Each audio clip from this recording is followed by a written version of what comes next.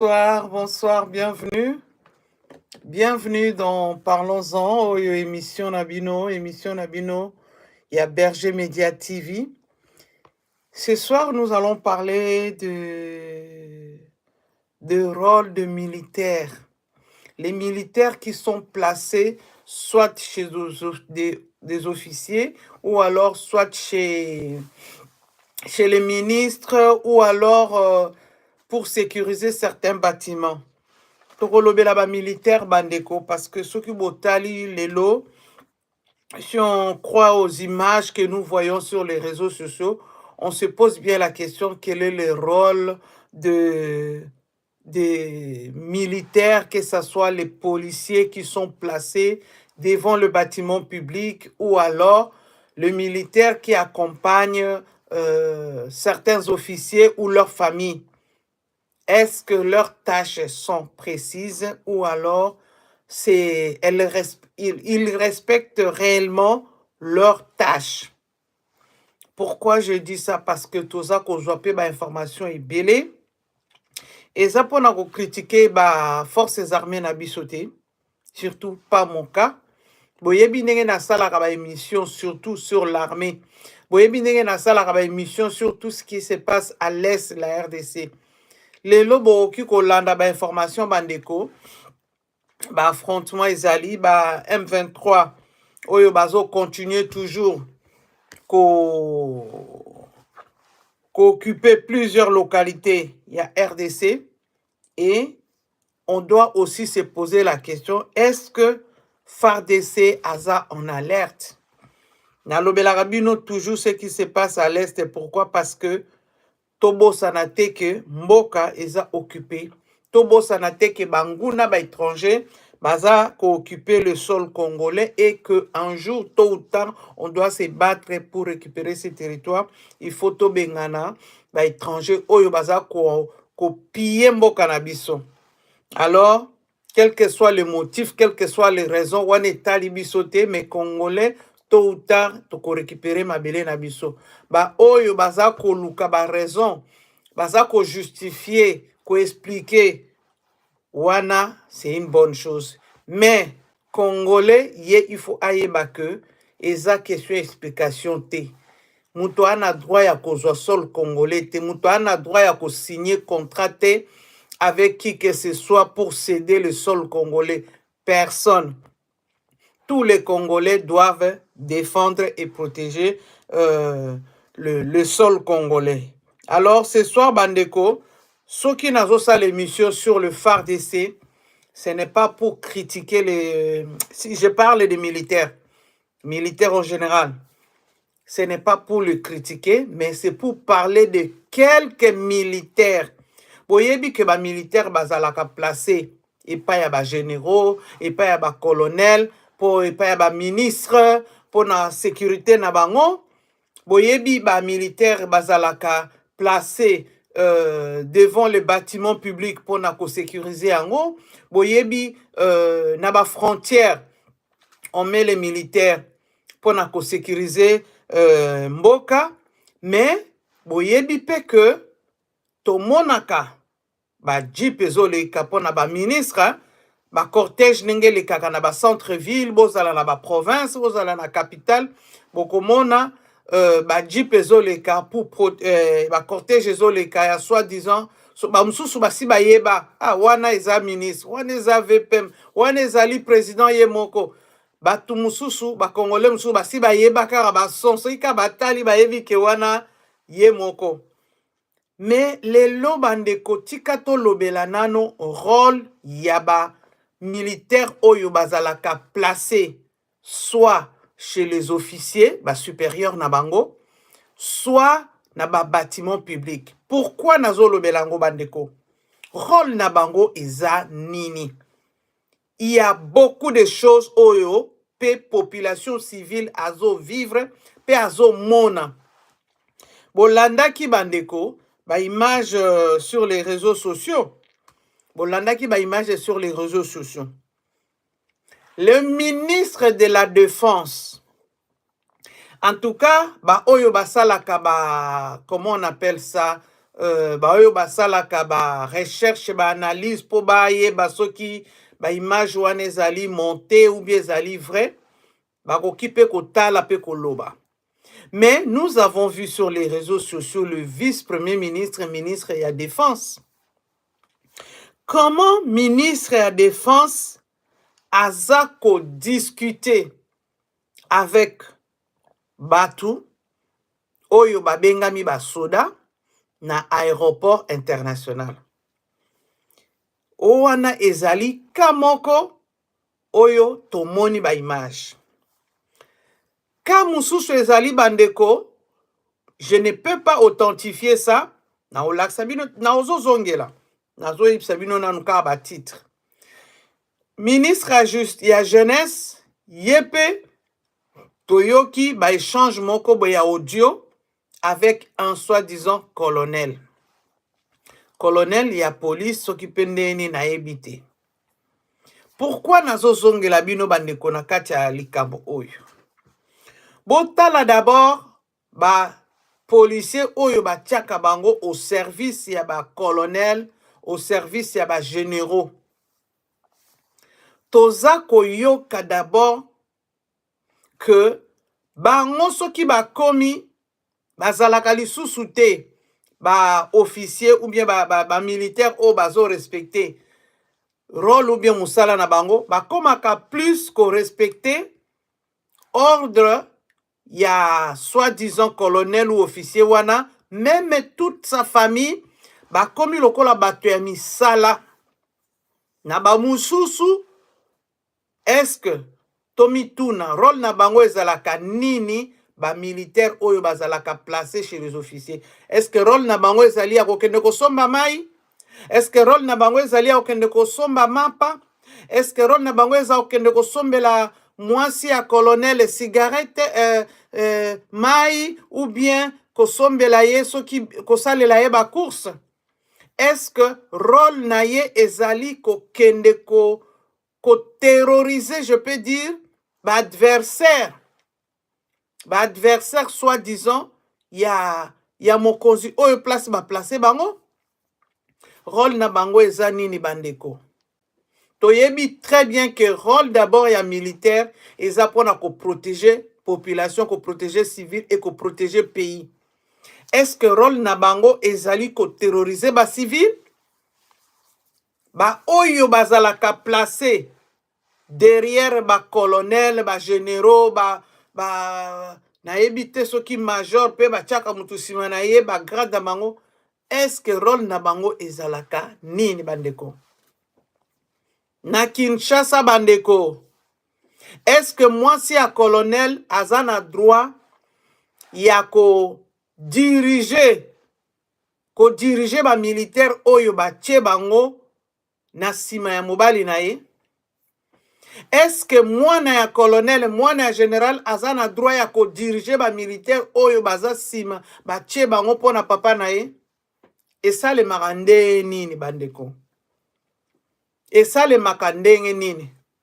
Est-ce que moi si ya colonel azana droit ya ko kende ko tinda ba militaire ba terroriser batu moko boy na quartier moko boy parce que ye azana besoin ya ko soma mabele wana, azana besoin ya ko fanda na mabele wana? Bandeko, qu'est-ce qui se passe na ba rôle ya ba militaire o bazo tia bango auprès des officiers?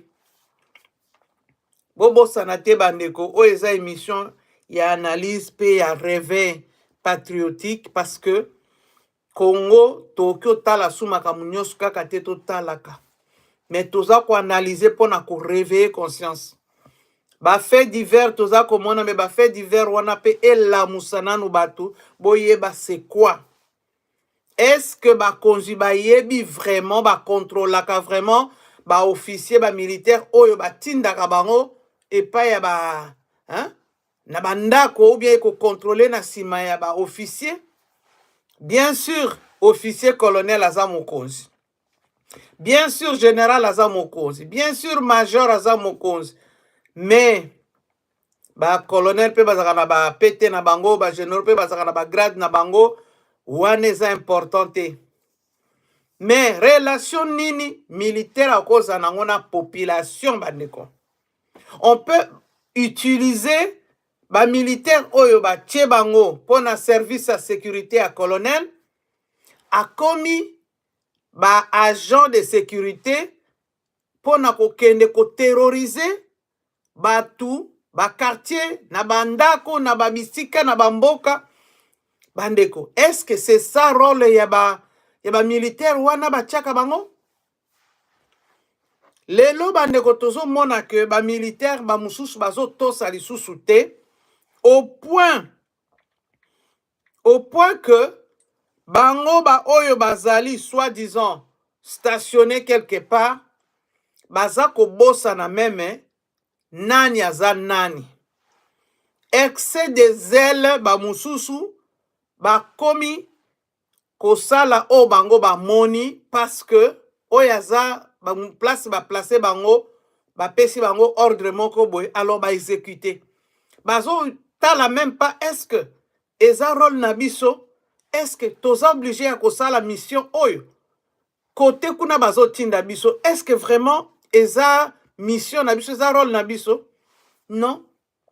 Comme ba tindi bango epai ya mokonzi moko boye allez bango bako exécuter kaka bako sala kaka bako senga bango même soki eza légalité.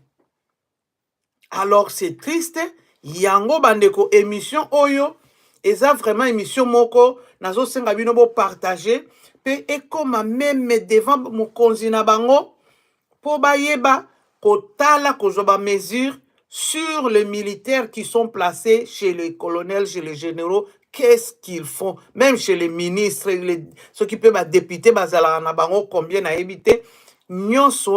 C'est important. Bozotala, monaki bandeko, je ne sais pas si c'est vrai. Oyo ya ministre, audio ya ministre à jeunesse, azako échanger avec un colonel. Je n'ai pas pu authentifier ça. Mais botala image ya ministre ye moko. Nazo monde l'axabino.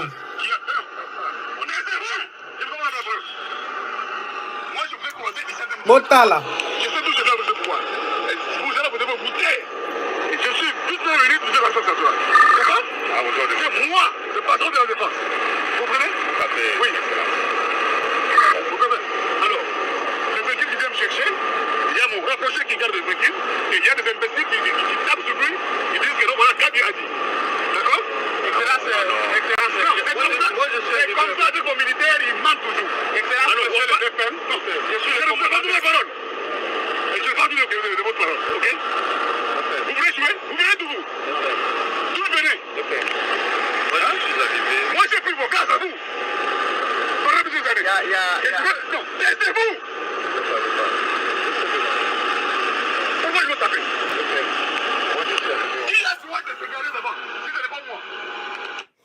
Boyoki ministre Azako Ganga Azako mona que ba militaire bazako banga et même pas bazako respecter te ba beti saluter ba c'était ba zongi ce matin mais bazako continuer ko discuter na ministre na bango ya défense. Alors bandeko rôle nini ba policier bazalaka nango ou bien ba militaire tango bazo tia bango na ba bâtiment public. Rôle na bango eza nini parce que wana bazo loba babeta ki chauffeur ya VPM ya ministre ya défense. Mais ministre ya défense ye moko aye azako gangela bango. Même si entre parenthèses tolo bango ce n'était pas la procédure oye il fallait ça là. Il fallait sikoyo aluka ba supérieur ya ba militaire wana bazalaki placé na aéroport pour bakende ko enquêter batala likamango comment ça s'est passé. Il ne pouvait pas aller de lui-même commencer à crier comme ça. Mais bon mona point nini ye moko ministre a commis. Yepe ministre azako ganga azako lobake c'est lui le ministre. C'est lui leur chef. Donc autorité na ye pouvoir na ye azako luka ko bimisango parce qu'azo mona wana ke bazo to saete. Rôle nini ba policier bazalaka nango. Est-ce que ba policier oyo ba militaire ba tiaka bango na ba bâtiment ba yebaka ba mission na bango, ba yebaka ba tâche na bango oyo ba il faut ba sala lorsqu'ils sont placés devant un bâtiment dans un lieu public, rôle na bango eza nini? Alors wana bandeko chef d'état-major na bango amekana nukotala chef d'état-major pe lisusu hein Monsieur Chiwewe, mon général Chiwewe, atala nano, militaire mususu, s'il faut kotinda bango na auditorat, alors wana pe général na auditorat pe amekana no pe kotala, parce que soki un militaire, parce que y a za colonel, azui ba soda oyo ba tche na disposition na ye po na sécurité na ye, ba komi bana misala, mwasi na ye amemi bango, na nzela bandundu kokende na bamboka kuna ko terroriser batu po yazwa mabele de force bandeko makambo wana ezosalema na kati ya Congo ba militaire ebele baza kokende kolia bakope kutu te ko imposer ko intimider ba chef coutumier po batekela bango mabele de force et soki batekeli bango pe ya lokuta même mabele ya mutu il s'impose parce que bango balobi baza ba militaire ba mususu bazo bimana ba komba ba militaire parce que ils disent que bazali tribu ya chef de l'état alors mutu akomekana bango akomona donc terroriser la population parce que population aza na arme te population aza population aza civile akobunda na militaire te alors ba militaire wana bakomi kosala musala o eza ya bango te parce que il faut ba sepelisa mwasi ya colonel il faut ba sepelisa mwasi ya général il faut ba sepelisa mwasi ya major non musala ya soda batu bakotaka musala ya soda pona ko servir mboka pona ko protéger population un militaire soki amoni que place wana baza dans la légalité te normalement militaire akoloba que non il faut tozonga militaire il faut yebisa mwasi ya colonel que mama il faut tozonga dossier eza boye malamu te mais pona ko sepelisa mwasi ya colonel parce que mwasi ya colonel apesi bango ba $10 $10 comme ba salaire na bango eza très faible ils accepteraient de faire n'importe quoi pour faire plaisir à cette personne là makambo wana bandeko ezolekana na kati ya Kinshasa Kinshasa. Alors, est-ce que c'est comme ça rôle ya ba militaire? Tala militaire sikoyo amoni mutu na kati ya likambo abandi ko beta chauffeur. Pourquoi beta chauffeur? Échange na bango na chauffeur pourquoi? Au point que ministre aye kotomboka. Ministre bazo tosa e bazo banga e même pas. Bazo mona e kaka bo. Donc c'est pour montrer que, c'est pour dire que, bah militaire, est-ce que bah militaire, oyo batinda kana ba terrain bazalaka contrôlé, bazalaka bien formé, est-ce que bah yebi rôle na bango? Militaire azate bandeko, lelo total la pays na biso, ville na biso, mboka bandeko, est eza en guerre, est mobimbeza occupé. Ba militaire ebele derrière un colonel oyo kutu aza na ye en danger te oyo mususu aza en fonction te batieli soki combien de jeep na ba jeep wana eza kaka koleka na kisasa pona ko terroriser ba civil ko bangisa batu mais olie ba kende na front olie ba bunda na situation oyo bandeko na yebi kutu te peut-être soki tozo mona ngote Bota la Syrie qui croyait avoir gagné la guerre. Bomoni ba terroriste ba côté lié lisusu. Ba surprendre bango. Ba moni que Israël a na guerre côté à Liban. Ba moni que Iran a okokate azape na akolukape sécurité na ye.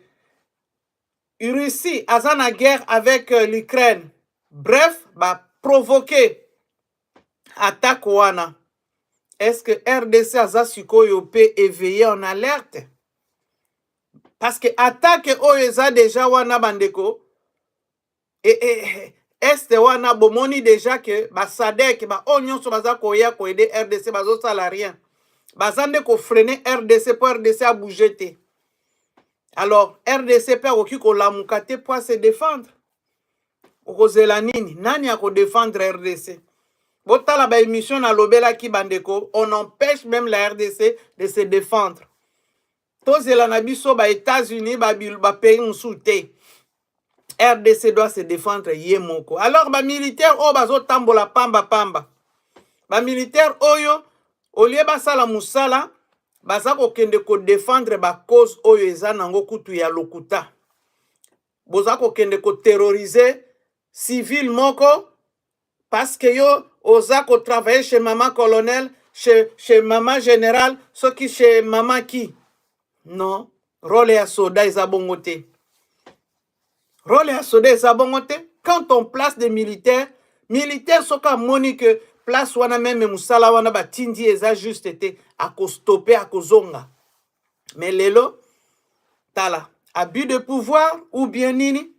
Alors militaire bandeko rôle na bango eza nini mission na biso ya lelo bobo sanate ko tika ba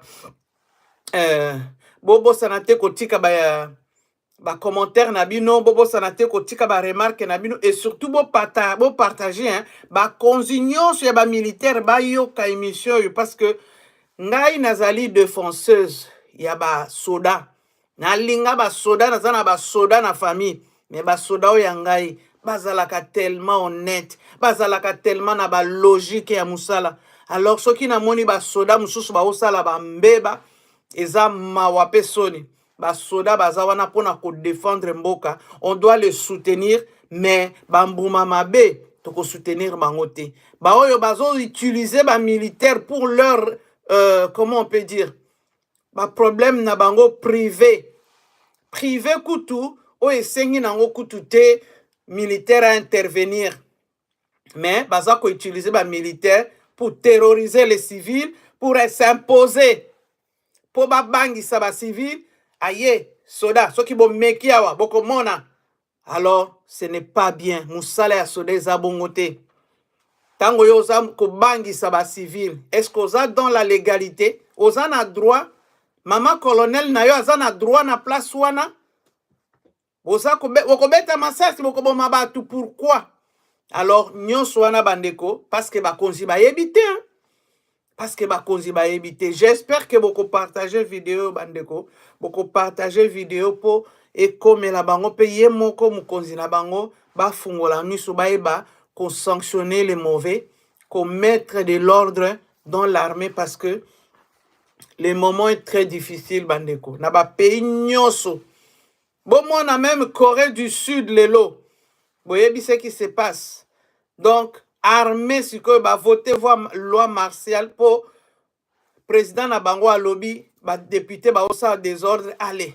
Militaire, quitter la mbok. Donc, c'est pour dire que armée, il fait à la armée, moko, bien formée, peut discipliner.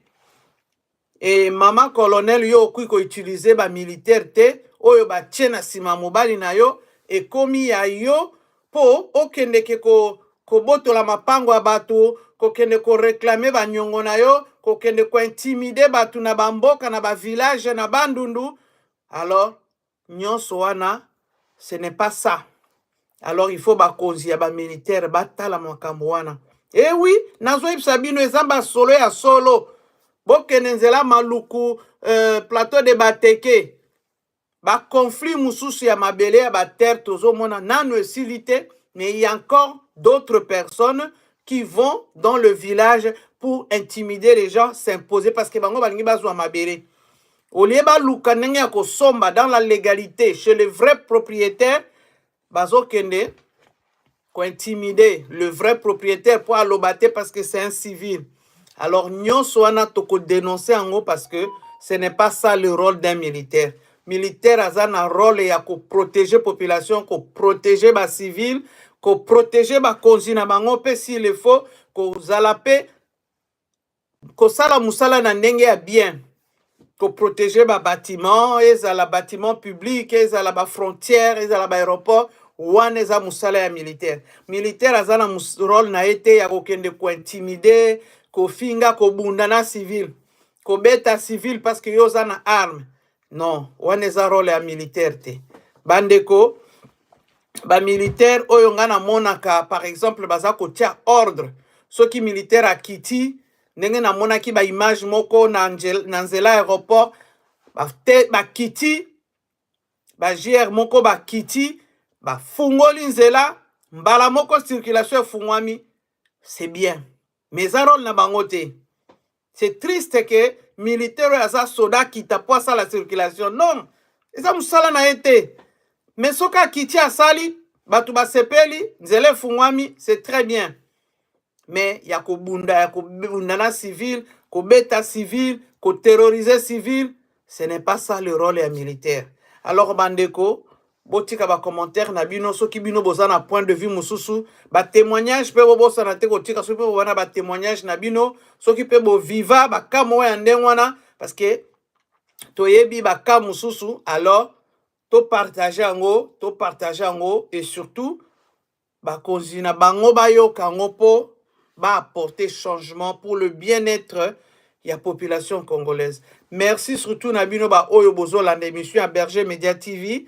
Comme boyebi nga naza toujours na ba déplacement, mais na komi quelque part kalate na ozonga na studio na ozala bien na obongisa makambo. Merci en tout cas na ndenge bozolanda émission. Na pesi bino rendez-vous très très prochainement. Merci beaucoup et au revoir.